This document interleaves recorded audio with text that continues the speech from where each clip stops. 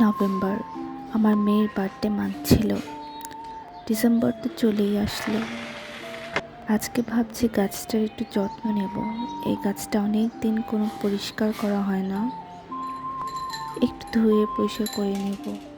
শীতকালে গাছগুলো কেমন মরে যায়, ধুলো পড়ে অনেক বেশি।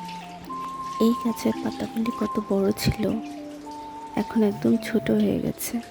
এই বাসাটায় রোদ কম পায়, তাই সম্ভবত।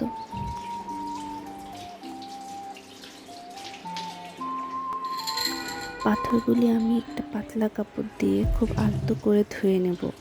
খুব বেশি ঘষাঘষি করা যাবে না, তাহলে পাথরের টেক্সচারগুলি নষ্ট হয়ে যাবে।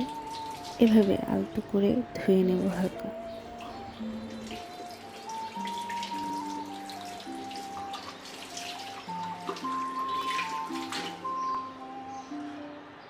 এই তো শেষ, এভাবেই ক্লিন করে নিলাম।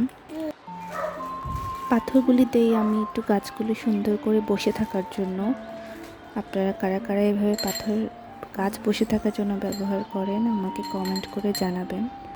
তাছাড়া দেখতেও খুব সুন্দর দেখা যায়, একটু কালারফুল, আমার কাছে ভালো লাগে ইনডোর ডেকোরেশনের গাছগুলি। এই তো শেষ, বসিয়ে দিলাম আবার তার নিজের জায়গায়। কেমন লাগলো সবাই কমেন্ট করে জানাবেন। আল্লাহ হাফেজ।